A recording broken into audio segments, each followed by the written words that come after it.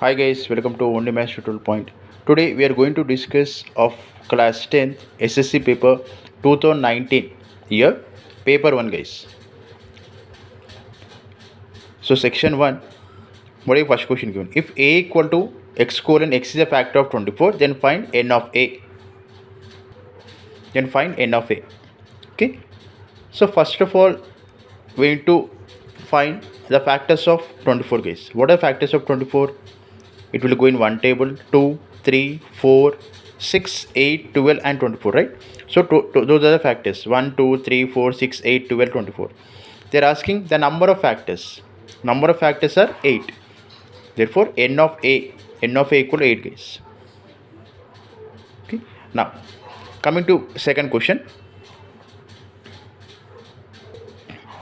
Find the HCF of 24 and 53. 24 and 33 by using division algorithm. How can we solve this sum using division algorithm? Let's start. Now, finding HCF using division algorithm guys. The given values are 24, 33. So, applying Euclid or division lemma to a, b. Here the given two values, so we will assume 24 is a and 33 is b, or 24 is b, 33 is a. Okay. Now, we find whole numbers q and r, where q is a quotient, r is a remainder, such that a equal to bq plus r. A equal to bq plus r, where a is a dividend, b is a divisor, q is a quotient, r is a remainder. Okay. Now, here from the given two numbers, 33 is a bigger number, so we'll take 33 as a dividend. Okay. So 33 equal to, apply in this format. 33 equal to 24. 24 once 24 plus remainder is 9. Where a equal to 33, b equal to 24, q equal to 1, r equal to 9, according to this formula. Now what is left out guys? So 24 is it becomes dividend again.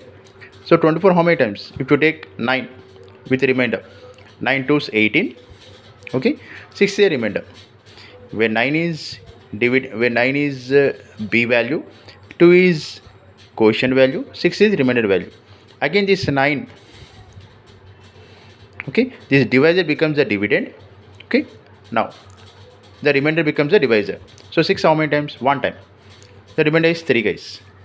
So similarly, the 6 becomes dividend and remainder becomes a divisor. Therefore 3 how many times? 2 times. 6. Remainder is 0. So for which value it becomes 0, that becomes a HCF guys. So 3 is a HCF. Okay, I hope you understand this sum. Let's go for the third sum. Radha says 1 1 1 so on are in AP and also in GP. Do you agree with Radha's statement? Give reasons. Okay, they give this question. We'll solve.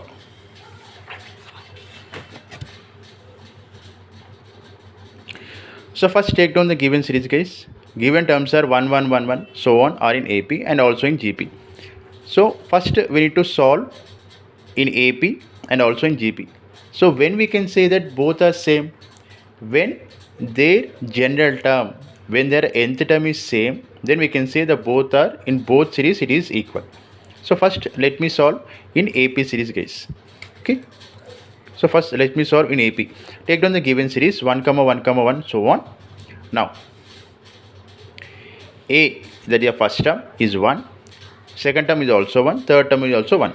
Because the given series is 1 1 1. Therefore common difference also we get 1 minus 1, that equals 0 guys. Okay. What is general term of an AP? That is nth term. A plus n minus 1 into d. So a is 1, n plus 1, plus n minus 1 into d. D value is 0. Therefore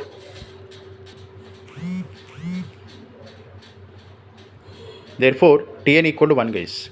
This one you keep aside. Now coming to GP series, the terms will be same. Here instead of d we take r guys. R is a common ratio, T2 by T1.